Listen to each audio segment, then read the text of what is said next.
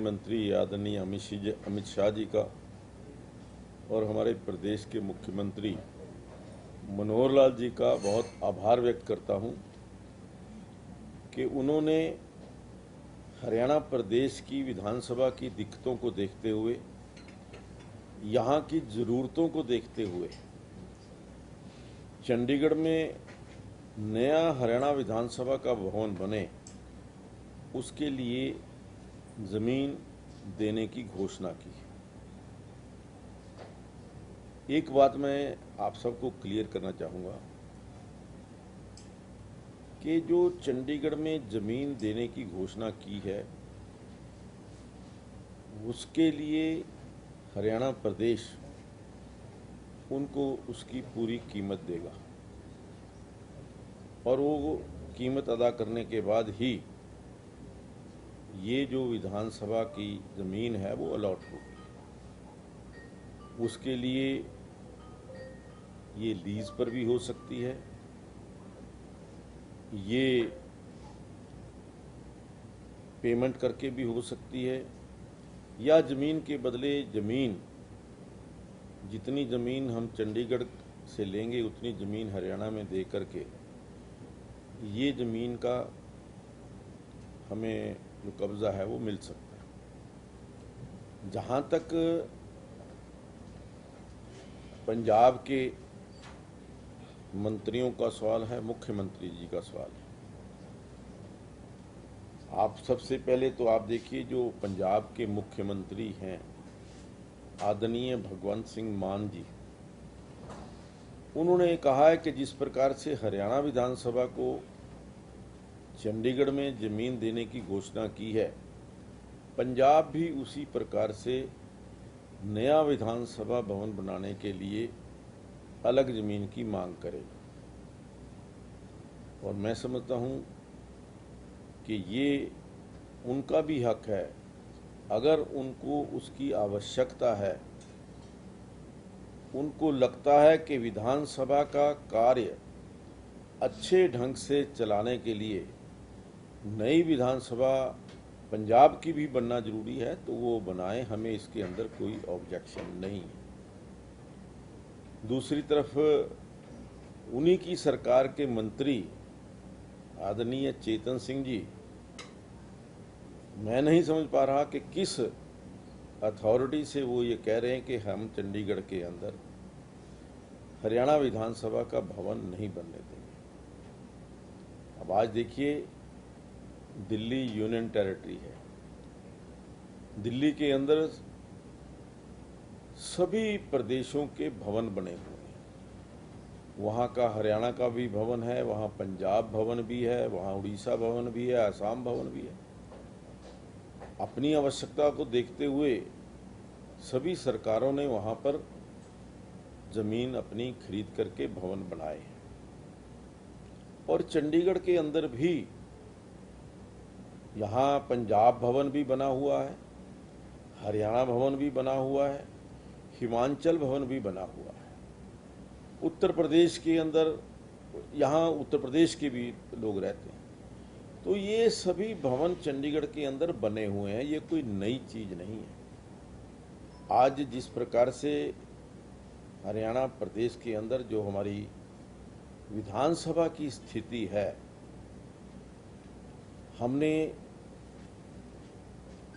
आगे की सोच करते हुए वर्ष 2026 के अंदर विधानसभा कैसी होगी, विधानसभा के कितने सदस्य होंगे, इसका आकलन करने के पश्चात ये हमने निर्णय किया कि वर्ष 2026 में जब डिलिमिटेशन होगा, उस समय सदस्यों की संख्या लगभग 115 से 125 के बीच में हो सकती है।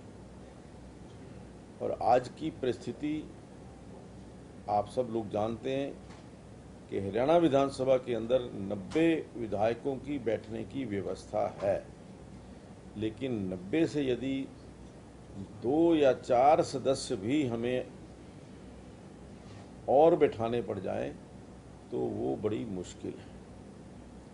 विधानसभा की दूसरी सबसे बड़ी जो दिक्कत हम महसूस कर रहे हैं, विधानसभा की जो वैधानिक रूप से गठित कमेटियां हैं, उनके चेयरमैन के पास, चेयरमैन के स्टाफ के पास आज कहीं भी कोई बैठने की व्यवस्था स्थान की कमी के कारण नहीं है।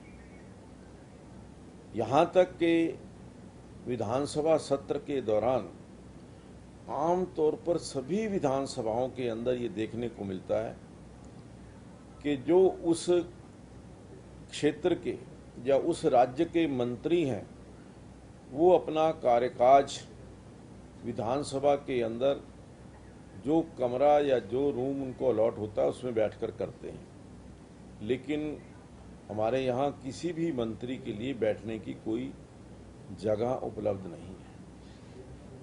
आज मीडिया की दृष्टि से 1966 से लेकर के आज 2022 के अंदर मीडिया का प्रचार प्रसार बहुत हुआ है। जो 1966 के अंदर केवल प्रिंट मीडिया था, उसमें भी बहुत कम संख्या में पत्र प्रकाशित होते थे। आज उनकी संख्या बहुत बड़ी है।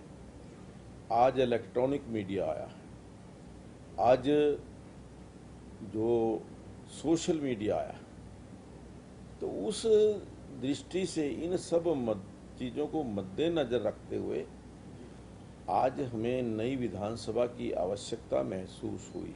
सर, लेकिन जिस तरीके से ये दावे पंजाब के जो नेता हैं वो कर रहे हैं कि खरड़ में से ही चंडीगढ़ के जो गांव थे उसको निकाला गया, चंडीगढ़ हमारा है, इस तरीके से जमीन नहीं दी जा सकती, दावा कमजोर हो जाएगा। हुड्डा साहब भी कह रहे हैं दावा कमजोर हो जाएगा। देखिए, एक बात जितेंद्र जी, आप जानते हैं कि 1966 के अंदर पंजाब, हरियाणा और हिमाचल का पुनर्गठन हुआ। 1966 से पहले तो सारा ही पंजाब था। हरियाणा तो 1966 के बाद बना है और चंडीगढ़ भी 1966 में ही बना है। तो जो उस समय केंद्र के साथ बैठ कर के पंजाब के कुछ इकरारनामे हुए हैं, कुछ फैसले हुए हैं, उन्हीं के मुताबिक आज पंजाब, हरियाणा, हिमाचल और चंडीगढ़ की सीमाएं। आज मैं समझता हूं कि चंडीगढ़ एक यूनियन टेरिटरी है। चंडीगढ़ एक केंद्र शासित प्रदेश है। इस केंद्र शासित प्रदेश के अंदर कोई भी व्यक्ति यदि व्यक्तिगत रूप से चाहे तो ज़मीन खरीद सकता है, कोई संस्था चाहे वो ज़मीन खरीद सकती है, और यदि विधानसभा को, चाहे वो पंजाब की विधानसभा है, चाहे वो हरियाणा की विधानसभा है, यदि आवश्यकता महसूस हो रही है तो उनको भी ज़मीन खरीदने का पूरा हक है। और आज जो आप चौधरी भूपेंद्र सिंह हुड्डा जी की आप एक बात कर रहे हैं, मैं समझता हूं कि उनका विरोध केवल विरोधी पक्ष होने के नाते है, क्योंकि आज वो विरोधी पक्ष के नेता है। कभी भी शायद 10 साल आदरणीय चौधरी भूपेंद्र सिंह हुड्डा मुख्यमंत्री रहे, कभी भी उन्होंने इस संवैधानिक संस्थान को मजबूत करने के लिए, संवैधानिक व्यवस्था को मजबूत करने के लिए कभी सोचा ही नहीं।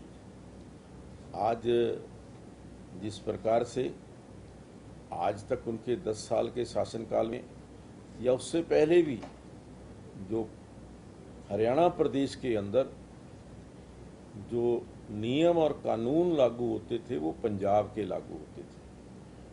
उन्होंने 10 साल तक जो हरियाणा प्रदेश के ऊपर शासन किया, वो तो they were governed by the Punjab bylaws, Punjab act.